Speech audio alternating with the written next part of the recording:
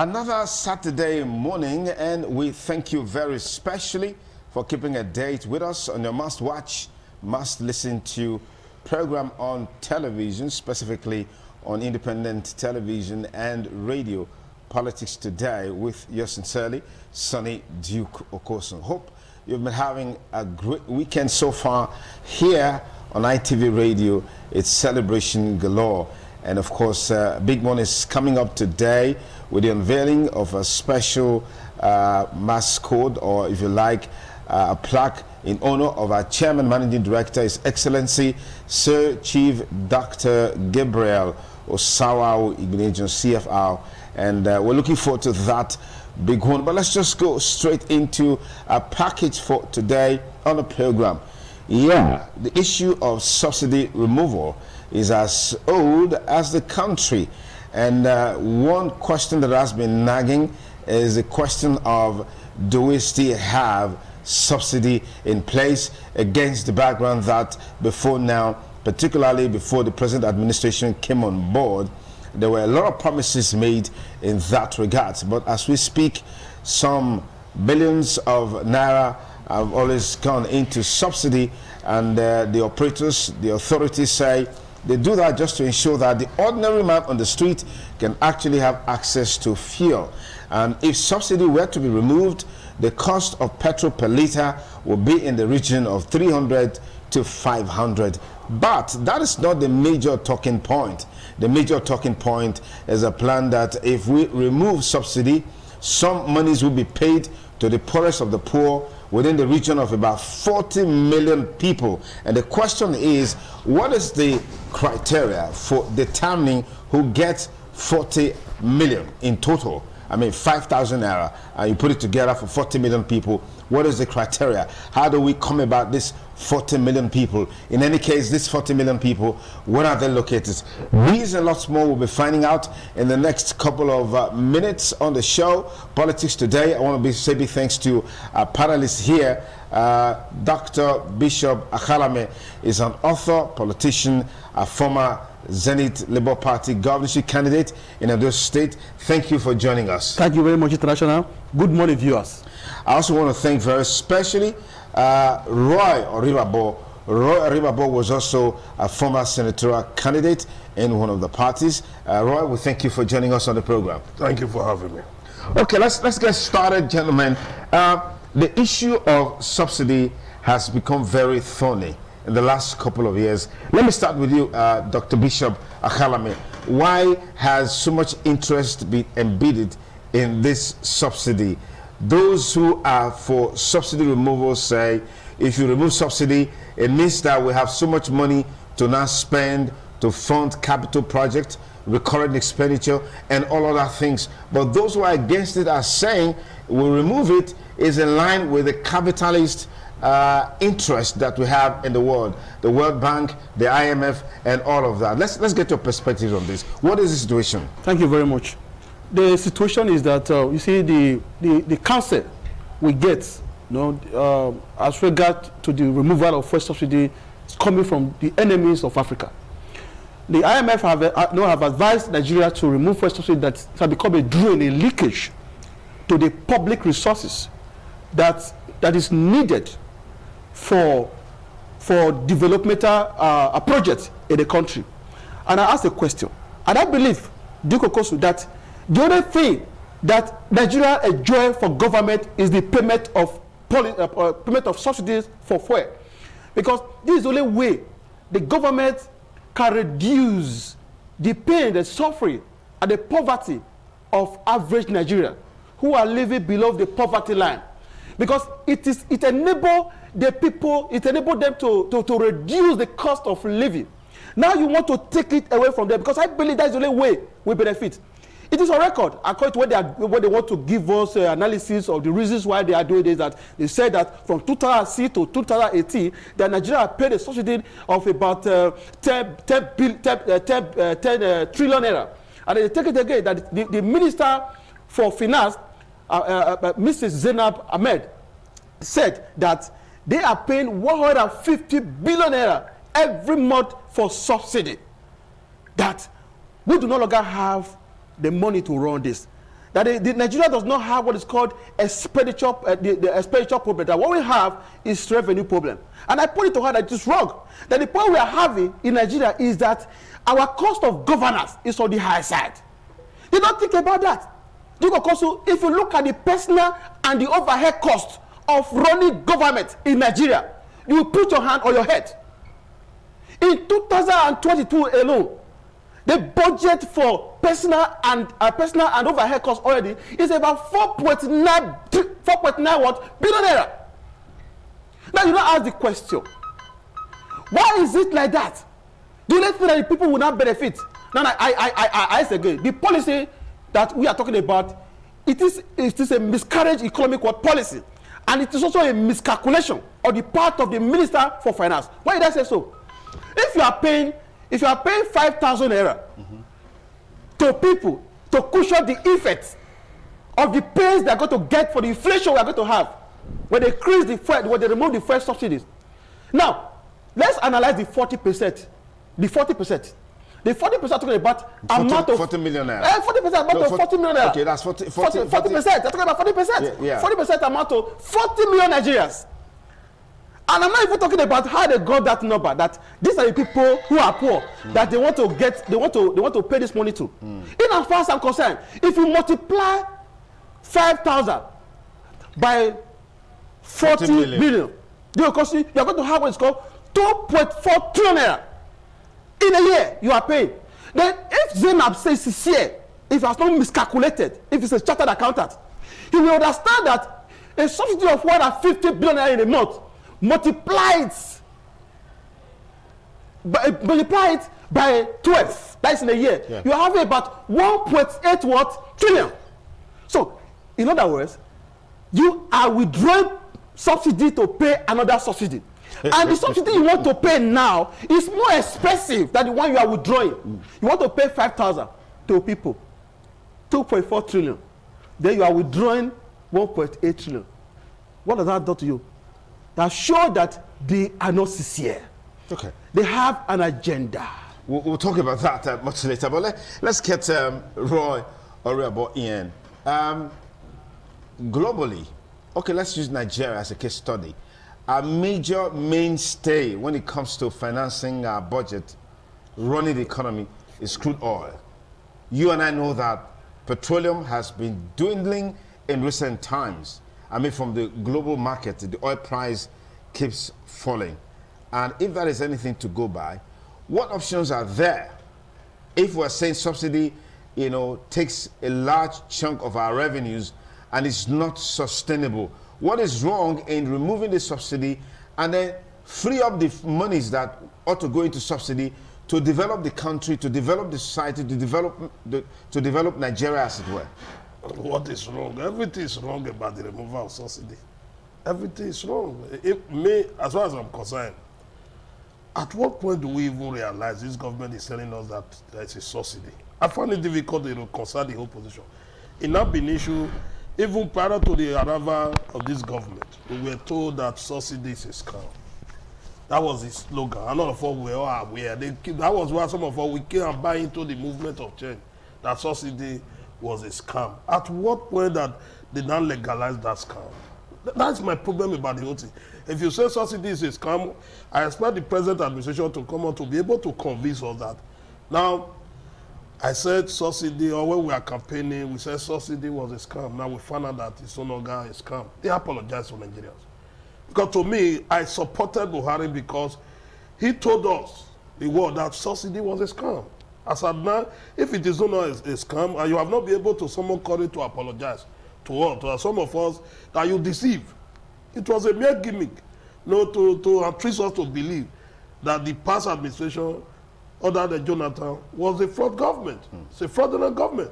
Therefore, the government, the present administration have not been able to do that. And that's the reason why I'm not even taking that serious in regards to the subsidy removal. Because as far as I'm concerned, it is not there in that issue. You cannot build on nothing. And secondly, you talk about at the international market now, that the international, the crude oil is going down. But in Nigeria, in Benin City as of today, the price is going up. How do you reconcile this position? Do we sell crude oil in Benin City? No. How is it growing? How is it going up? The petroleum product we use here, the PME, is also a byproduct of the crude oil. You cannot expect the crude oil to be low, while the byproduct will also be at high. It's not going anywhere. It's an elementary arithmetic. That is the issue. Once the cost of yam is on the increase, what happened to the pounded yam? Pounded yam will also be on the increase. Once the yam is down, what we expect the pounded yam to also, the price will be down. That's my logic about it. That's not to be corrected. I see no reason why the Nigerian government will continue perpetually be taking the citizens for granted. They are taking us for granted. That is just that is how my understanding about this removal of subsidy. How do you justify the removal of subsidy? Who are those advising the government? What are they thinking about? Issue of you are giving 5,000 naira to 40 million Nigerians.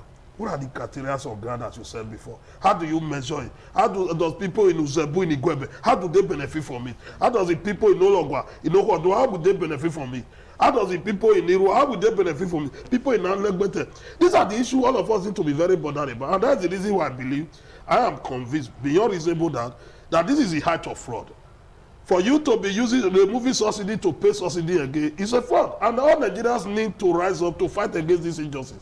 This is the height of oppression from any government across the globe. And I'm scared if there's not taking, if this issue of subsidy removal is not properly managed in this country, I see a civil war. Let's not preempt things or present things out of context. The challenge of subsidy is there. I think what is ideal is to continue to engage those in authorities rather than calling all Nigerians to rise up and fight. I am not telling Nigerians. That may be perceived. No, I am not.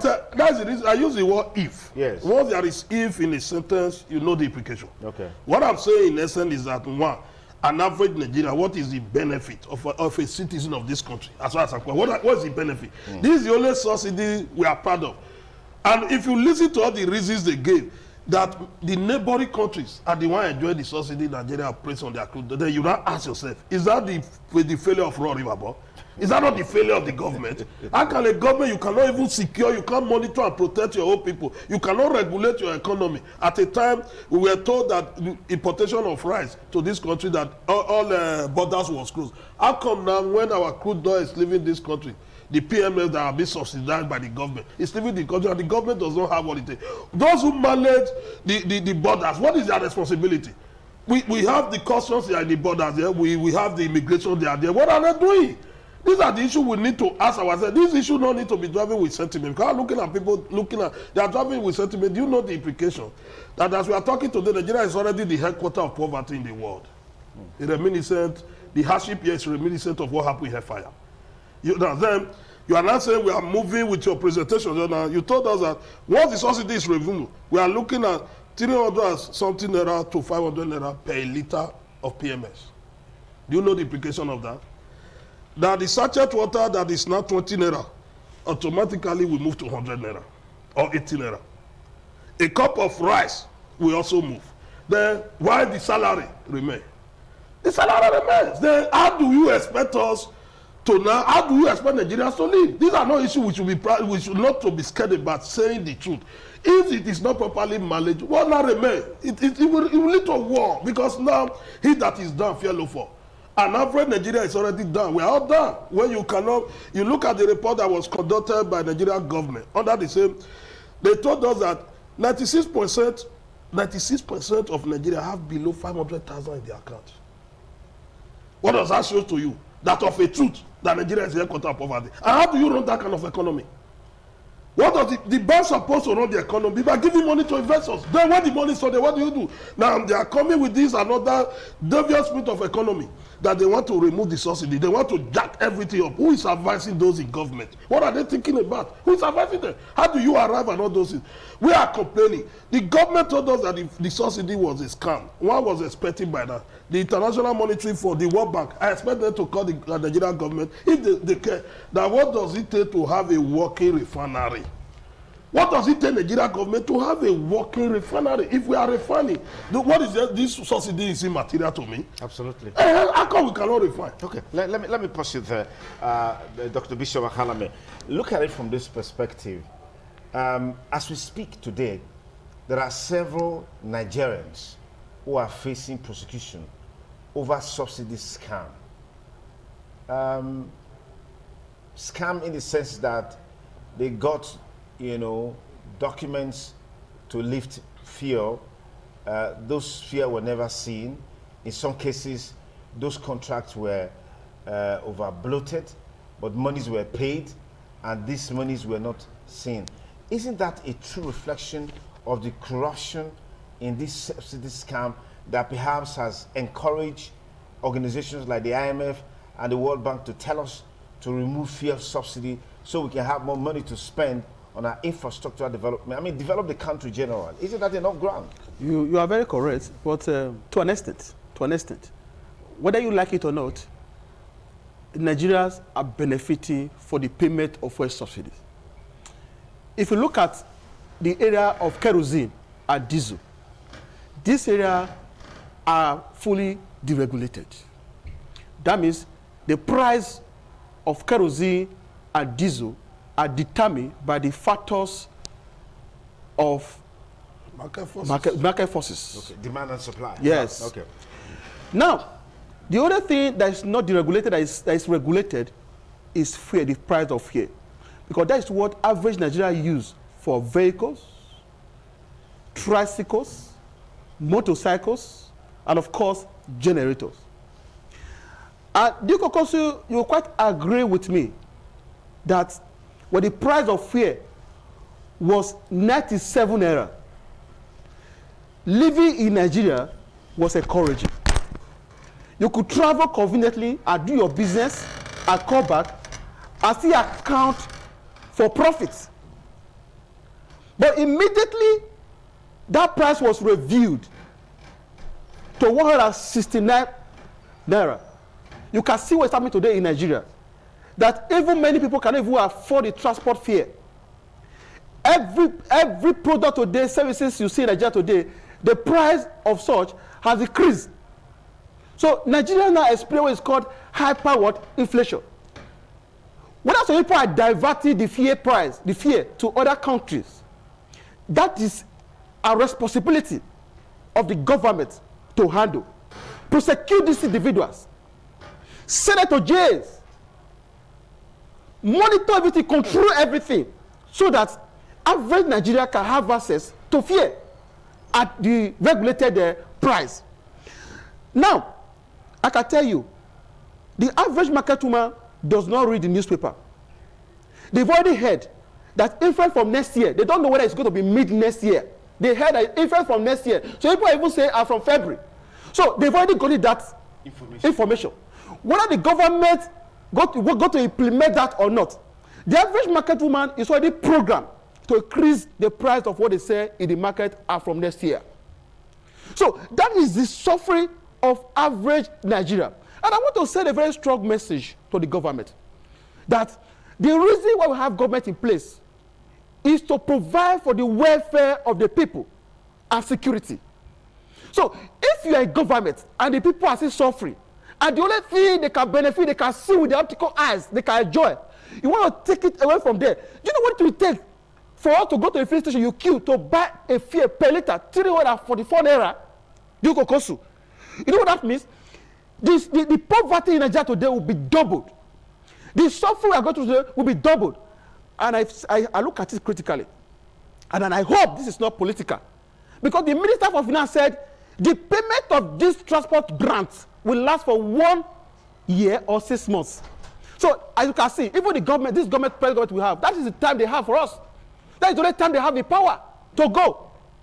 Now, why I don't have confidence in all of this, let's look at the social investment programs that was brought into existence by this government, like the market money, like the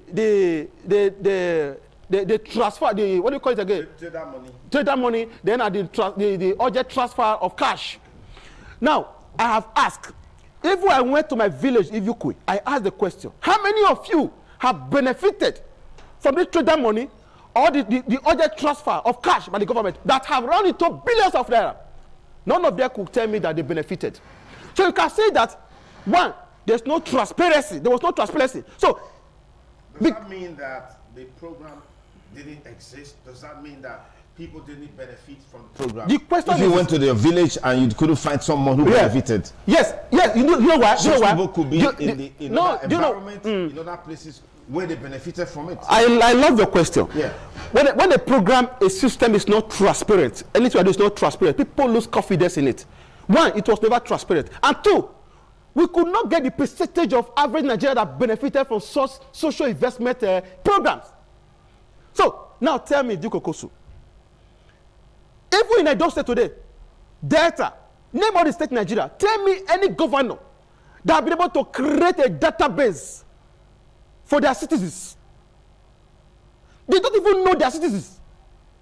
They don't even know those that they govern, let alone know those who are poor. As a government, there's need for you to have a database of your people, of your citizens. Then you will know those who are working, you will know those who are unemployed, you know those who are still in the streets, and you know those who are suffering.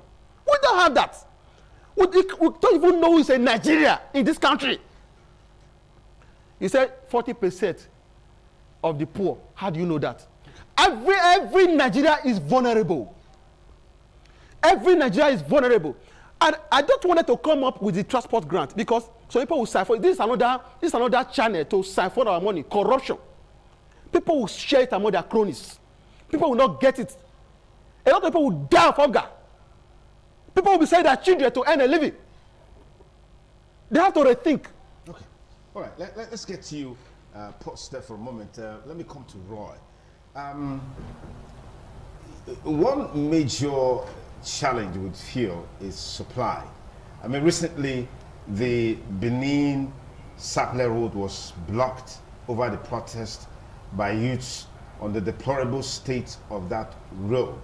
Thank God His Excellency Governor Godwin Obaseki listened to the cries of many to address them and actually spring to action to fix that long portion of the road. I mean, we saw that the one at PZ has already been done. We thank him for doing that. But within that period, a reasonable number of trucks were stranded on that axis of the city. People have said that, well, kerosene has been deregulated, diesel has been deregulated, and they are relatively available for people to buy. Isn't that enough ground to deregulate fuel, as it were? Because that seems to be the only one of the three that is yet to be deregulated. Nigerians are more interested in the availability.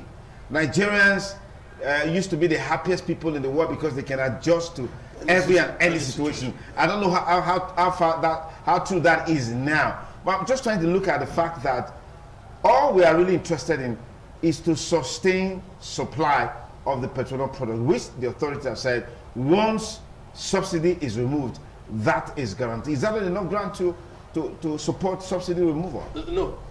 I will never, for now, I will not subscribe to subsidy removal. To me, it's even a lazy man approach. Removing subsidy, it's a lazy man approach. When you are, in whatever way you look at it, all the reasons government are able to give us, they are all their faults. All the reasons. I've asked a critical and a very fundamental question. That building a refinery to refine a crude oil, is it a rocket science? Imagine for the past 60 years, Nigeria have not been able to rely on self-sufficient in terms of refining our crude oil. What is wrong with us? These are the issues we should be looking at. Not for, because even when you are saying let's deregulate it, we are still relying on importation. And once you rely on importation, your economy will not grow. We cannot be relying on importation and expect the Nigerian economy to do well. Because those who are giving us to all can decide to come with an economic conspiracy theory to say we will not supply you, we will not sell for you for another 1 week. What will happen? These are the issues. The Nigerian government must take a cap. They must continue to interrogate the whole process. That one, let me also tell you, there was a time in this country when our government, they told us that liquefied gas, this popular gas, that is best to use for your car. Some of us Mali, we already go and change from fuel to gas. What happened to them, my brother? Some of us are looking for money. I'm going to have to borrow money again to go and change to the same PMA. These are the policies, some are sort of the Nigerian government. Over the year, the Nigerian government are giving me sufficient reason not to take this serious again. Whichever way you are looking at it, they are telling you now, well, with the availability is the issue. The kerosene you are just talking about now, is it really available? The utilization of kerosene in Nigeria, in our society today, can you be bold enough to say you need kerosene now, you will get it? What we need to do is that let us fundamentally look at our problem and have an indigenous method to solve it. These imposts that are being given to us by World Bank and the International Monetary Fund, it is for their benefit, not for the benefit of Nigeria. Okay. If it is available, it's only when you get to tomorrow that you will profit what will happen to tomorrow. You are talking about availability. When Nigeria is already the headquarters of poverty, people are dying. Starvation is on the increase. Frustration is on the increase. You look at the on daily basis, you see the numbers of suicide that happen on the surface of Nigeria every day. A country that was once one of the happiest people on earth is now the saddest people on earth. Is that how can we support the removal of subsidy? What is wrong with the Nigerian government? How come this present administration for 6 years, they cannot just come out with a working refinery? And we were told in this country that there are illegal refineries, that people are refining our crude in an illegal way, using the juniors technology. Using a sophisticated method. What does it take for Nigeria to encourage those people? Since we can no longer be more focused to do what we are supposed to do. Encourage these people. Let us get... These people pollute the environment with their activities. There is no even the refineries we had at a time was also polluting the environment because the gas is always there. So can two wrongs make it right? It cannot make it right. It's because that we are with a system that is not working. That is why we are not suggesting. When you are not mentioning those, you are in a meeting, you are mentioning names of personalities that are gone, who are no longer in the society to provide solution. You know the society have failed. Okay. That is where we find ourselves. Let me come to Bishop. Bishop, we hear from every now and then that the authorities are basically finding it difficult to sustain even salary payment. Recently, I read a story where the NUT, some members of, I think the NUT Abuja chapter, went on a strike for about 2 months on account of non-payment of salaries. Even if you come to Edo State here, the story is the same with some local governments that are being owed salaries of up to 8 months or 5 months, as the case may be. Even at the federal level, this is a rampant situation. I recall not too long ago when the governor of Edo State made the startling revelation that about 60 billion naira was borrowed for salaries to be paid and all of that. I mean, it was as though hell was going to let loose on him for daring to say such a thing. But these are realities. These are realities. So what do you say in response to these realities as it relates to subsidy removal? Diego Kosu, this is one of the reasons in fact, I've been waiting for this question because I know we are going to get here. This is one of the reasons why the government want to withdraw payment of subsidies and replace it with fictitious subsidy payments that people will not see. Why do you say fictitious? People will not see it. It is fake. They will not see it. It's misleading. It's not possible. It's not doable. We don't need to see. We now have more knowledge of what is happening around us. So nobody can fool us anymore. Now, fact, NNPC has made it clear, even before now, from the beginning of this year, that a time will come they will not be able to pay this federal allocation.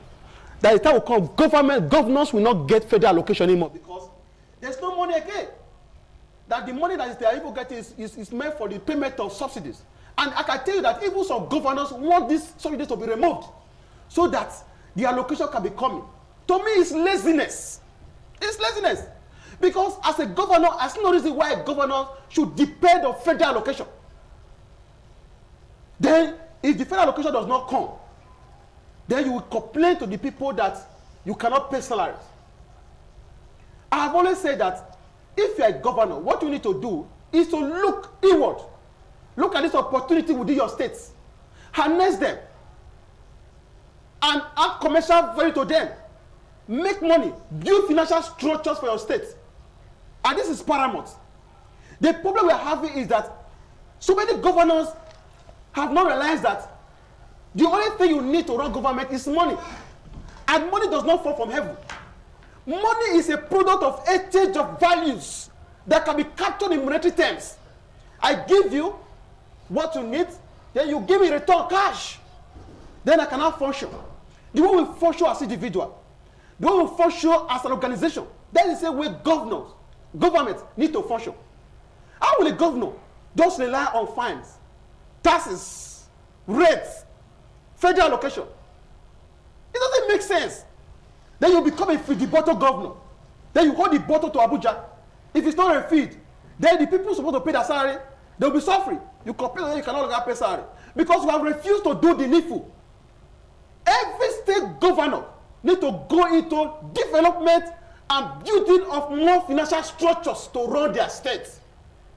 So that when the federal allocation comes, we can use it for developmental projects. Okay. Now, what is happening today? If you look at, that's why Ofa is shouting every day. I understand him. I know what he's going through. Because the revenue that is coming, both from Abuja and the generated one, they are going for salaries. So there's nothing to even construct anything. So that's why you see that every day he wants to sack.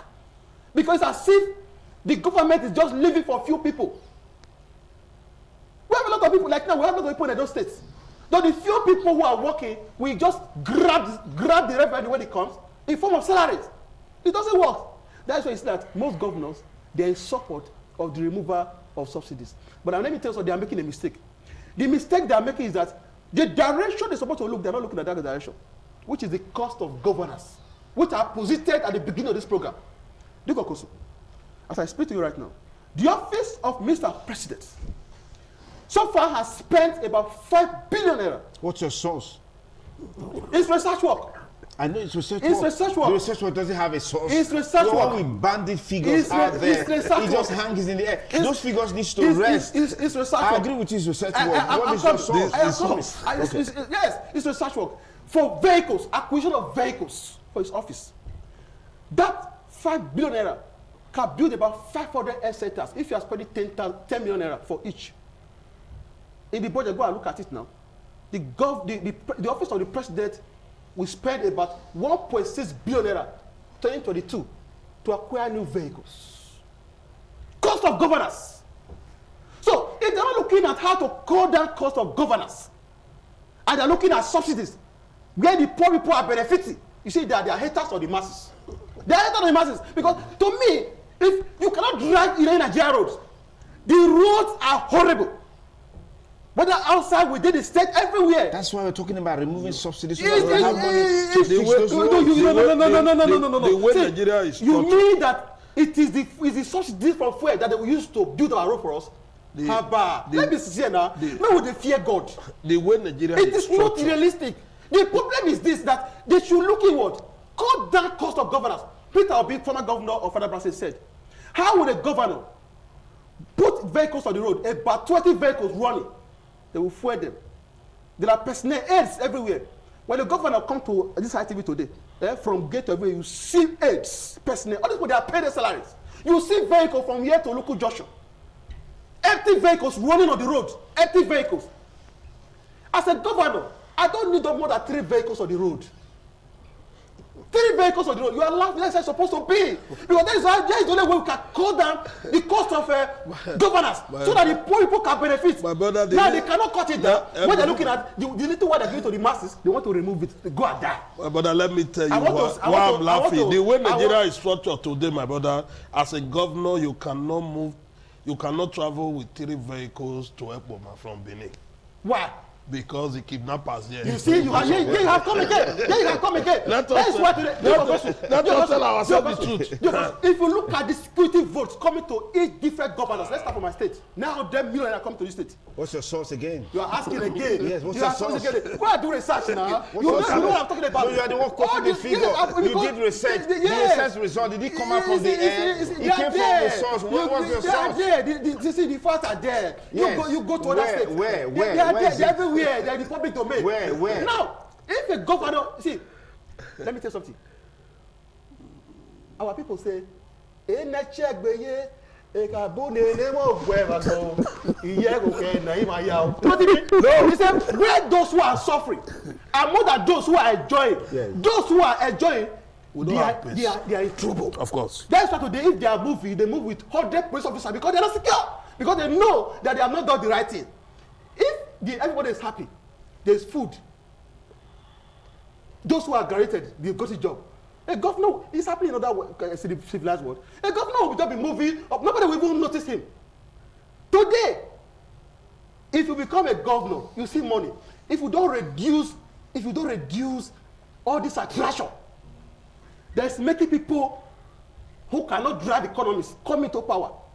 Nigeria will never get it right. We have to remove all these attractions, all these things, all these benefits. Because that's the only thing that attracts them. Nobody is coming to work. Many of them don't love this country. They are not patriotic. They don't love the poor people. They want them to become poorer. That's why most time I become so angry with Nigeria youth. It's as if they've lost focus. Okay. If you go to the social media right now, the same youth again. I'm saying this now here now. If we make another mistake again in another 8 years, we'll just wake up one day and discover that there's no country again like Nigeria. All right, let's get Roy is itching to say something. I hope you see remembers what he wanted to say. No, my point is very. Nigeria, we have what I call a structural deficiency. You know, in terms of how we tailor and program our government and governance, it will be hard for him. All these things he have, it will be hard to achieve all these things. So let us call a spade, not a desert spoon. You know, there are issues that are wrong with this country. Even as a single individual, being a governor, you cannot even do that correction because we have a faulty foundation.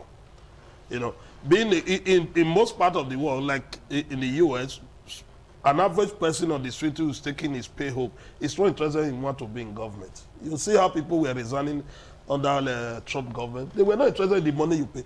Even the president of America, compare the salary he received the salary of an average man. It's not doing well. Most professions in the US, even a truck driver in the US receive more than the president. But because we have a system here, there are many loopholes where a governor can make money, president can make money. It is not because they want to make it. It is what we, the society, have imposed on them. The way Nigeria is structured today, we impose too much responsibility on some certain individuals that they cannot show that. Look at the way and manner we celebrate those in position of authority. Look at the way and manner. If you have been, I remember you have also contested for governor. Twice. The day you declared for governor, what was the call you were receiving? Was it call that was encouraging you? People want to work for you. What was it? What were they submitting for you to bring? Is it no money? Therefore, to be a governor, those who have stolen enough to be governor, if they get there, they want to service their paymaster. It's natural. Okay. That's my point. Let's talk about the way forward. I don't know, maybe the government of the day is hell-bent on removing fuel subsidy. What does that leave the people? What does that portend for the country against the background that there are a series of complaints coming from those in authority that the money is no longer there. We can't sustain even payment of ordinary salaries, let alone have enough resources for capital projects. So what are your key recommendations? Let me start with you, Roy. What do you recommend? I am not subscribing to the removal of a subsidy. Therefore, I believe, before the Nigerian government, for me to take them serious, that they want to remove the subsidy, let there be a working refinery. I will continue to hammer on those words. Let there be a working refinery. Secondly, our border needs to be properly managed and policed. A situation where we have a border that is very porous, things that are sincerely and genuinely meant for Nigerians and now be shared for neighboring countries. These are failures of government. Okay. Therefore, if we put all these things in order, once we have a working refinery, what bothers us about subsidy? Dr. Bishop Ahelami, what are your key recommendations if we can't remove fuel subsidy in spite of the seeming overwhelming influence or results that a fuel subsidy removal will open up the space with more resources to drive the government? We don't need to remove fuel subsidies. What do we need to do? What they need to do is let them keep paying that subsidies to reduce the cost of living of average Nigeria living below the poverty line.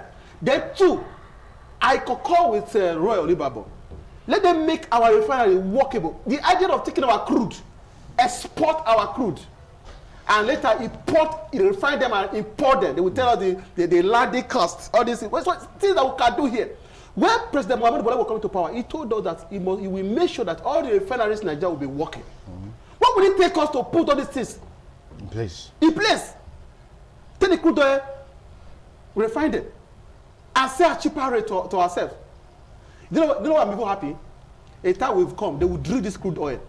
Because now, technology is coming now that you drive cars. A time will come. Don't worry, a time will come. Even though it become expensive, a time will come, the car will be very less expensive. When a phone came aboard, SIM, many people could not afford SIM. But today, SIM is 15 naira, 100 naira. Yeah. A time will come, vehicles will come that use solar or electric cars. The crude oil, they will drink it. Okay. If you just join us, you're onto Politics Today, and it's coming to you live on independent television and radio.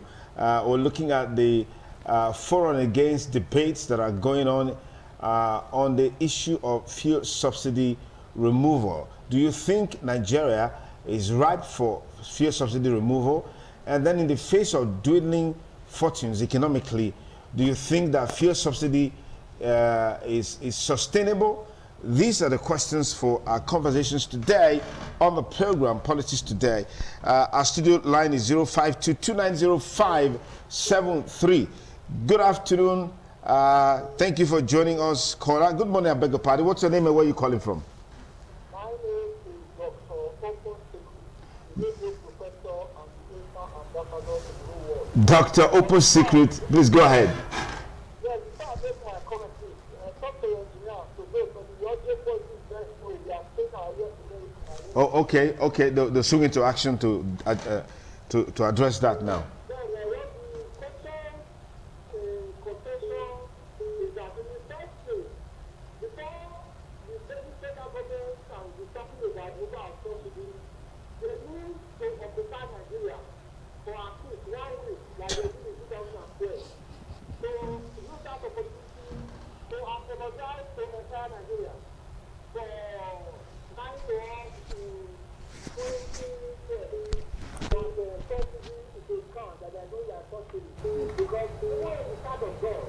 Before there can be repentance, before there can be forgiveness, there must be repentance.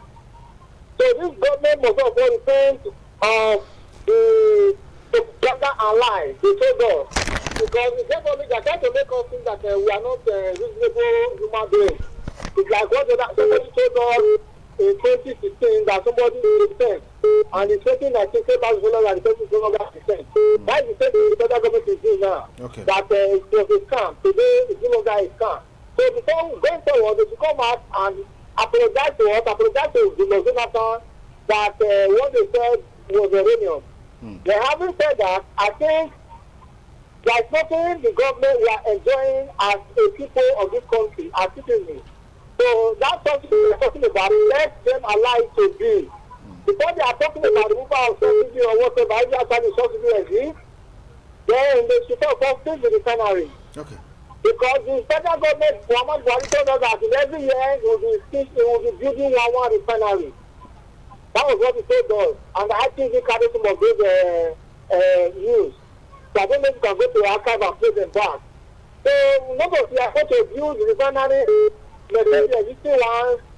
Please, take us back to where you met us in 2015. We are better off. Okay. We are tired of this kind of government. All right, Dr. Open Secret, let me pause you there. So so we can take turns. Thank you so much. Thank you, Dr. Open Security. Akola, good morning, and tell us your name, where you're calling from. You're live on Politics Today. Please be brief because others are waiting. Good morning. Hello, this is Ola. Disola, where are you calling us from? I'm calling from in Ondo State. Please go ahead. What are your perspectives? Yes, I just want to say I'm highly disappointed in the economic advisors of this government because what they are proposing is actually not sustainable. And it's like, to me, like a white goose is. If you say you want to pay 40 million people 5,000 naira each, that's about 200 billion naira per month. And if that goes on for a year, that's 2.4 trillion naira. It is grossly unsustainable. Are you with me? Yeah.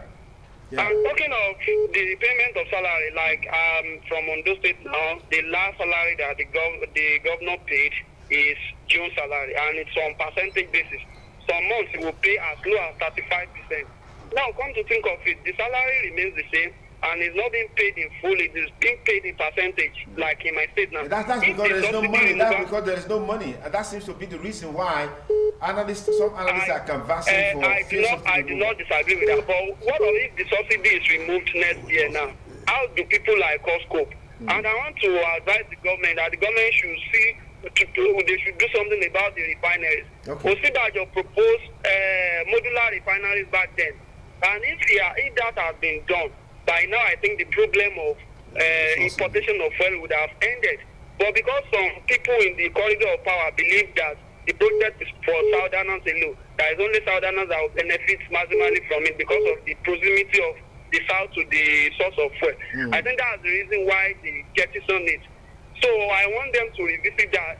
If there are modular refineries, there will be no need for importation. Thank you. All right. Thank you very much, Akola from Ondo State. Our studio line is still open 052-290-573.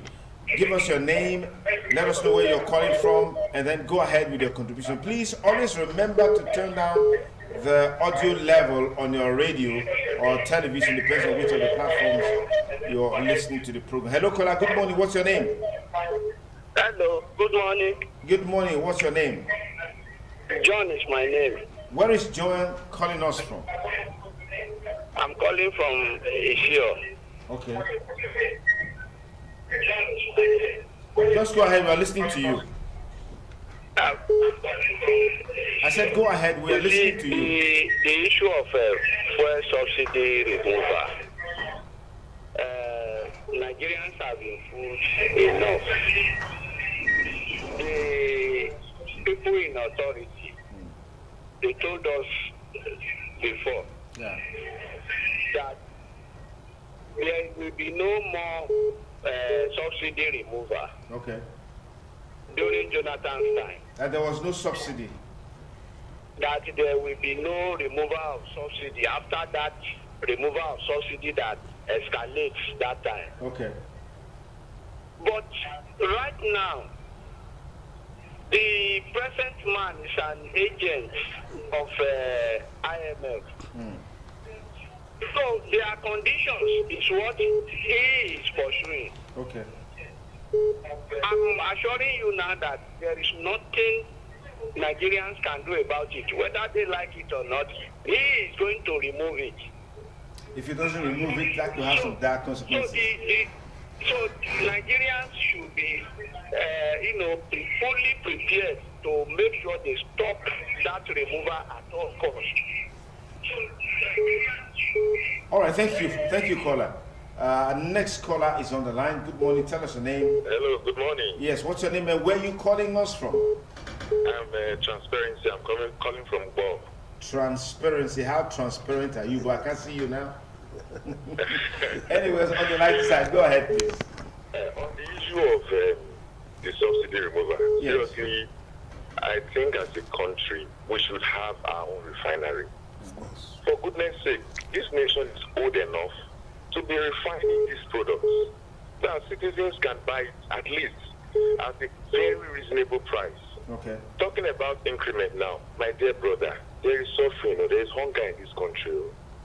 The government should feel the pain of the people. To me, they seem to be too distant from the people. If you just go to the streets, my brother, people are not trekking. Things are not easy to even feed the family. So I expect that the government should be more closer to the people. You know, connect to the reality on ground. I mean reality. The reality is that there is hunger, there is hardship. So already, if they now add this to it, I just can't imagine how it would look like. Please, they should have a rethink. For me, I just feel that probably they're just trying to sample public opinion. How would people react? And the opinion I'm telling them now is that we can't take it. They should not suspend this for now. Thank you. Thank you very much. Last caller there. We truly appreciate those beautiful contributions that you just made. Hello, caller. Good morning. What's your name? It's Politics Today on Independent Television and Radio. Yes, what's your name? Yes. Good morning. Yes. Pastor Regis Lugat. I'm calling from Auchi. Lugat, go ahead, please. Okay. I want to say that regarding the fuel subsidy issue, I think it will never go away because if you trace it back to right from the time of the Leaders administration. The truth is that when you have this kind of issue, you take the petrol to abroad, they refine and bring it. You are at the mercy of those people there. It's what they tell you they refine with.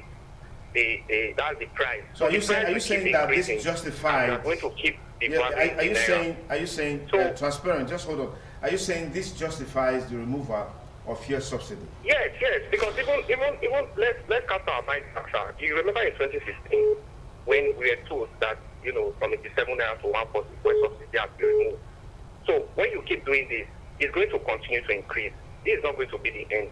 So my advice as a progressive citizen for the country is that let us look inward. We have local refineries that the government have termed illegal refineries. No, they are not illegal. So to refine petrol is like heating it to different temperatures and getting derivatives from it. Let's harness it. They are not illegal refineries. We can harness this thing. And what Nigeria is suffering from now is that we cannot meet our local demand of 55 million liters per day, sir. Right. And that is where the problem is coming from. Right. So if we cannot meet up 55 meters refined products per day, we have local refineries in each state. And my advice for the governor, sir, is that they should not head on this with the federal government and say, yes, sir, yes, let's remove subsidy. No, it's going to impoverish the citizens. Rather, what the governor should be doing now is to take advantage of this situation and try and lobby their representatives from each state, telling them that they have to tell the federal government that oil exploration and other mineral mining should be removed from the exclusive list. That is it. That's the only way forward. Okay. Because if you say you are removing fuel subsidy, prices of goods will keep increasing. People cannot eat, and it's going to constantly add to the insecurity of the country. Because when people don't see food to eat, what do you expect them to do? Right. So that is my own contribution. We thank you for those beautiful contributions. We truly appreciate those insights that you brought to bear on the discussion. We're back in the studio now with our panelists, Dr. Bishop Akalame and Prince Roy Oribabo. Quickly, final takes as we conclude this discussion. I mean, transparency just says something. I think it's him or some other person. Whether we like it or not, this removal of fuel subsidy will happen. So when it does happen, the 40 million Nigerians who have been described as vulnerable, the poorest of the poor, to use your words correctly, would be beneficiaries of the 40 million. So let's quickly get your final words on this situation that we find ourselves. Let's begin with this is a democratic system of government, where the opinion of the people counts. So hence, and I want to say that now the people are against the removal of fuel subsidies. So the government should go by the opinion, go by the public opinion. And two, it is more economical and cheaper to pay fuel subsidies than to give 40% of Nigeria transport grants. If you pay fuel subsidies in a year, you are paying 1.8 trillion. If you are paying 5,000 to 40% of Nigeria, a year you are paying 2.4 trillion. So, which one is economical? So you cannot remove fuel subsidy to pay bigger fuel subsidy. Okay, let me proceed because we have a sponsor's message on the program. We'll take that message. We'll be back to conclude Politics Today on independent television and radio. Please stay with us. Can I help you, sir? Yes, madam. Please, what type of Mocha mattress can ease this my backache? I am too young for all these aches and pains. And how old are you, sir? I'm just 40. Daddy, why? Please come with me. This is the Mocha for you. I know you feel young at heart, but as you grow older, your body needs that extra support. The Mocha Wellbeing range of orthopedic mattresses, cradle yoga, and pressure points, giving you the comfort you need.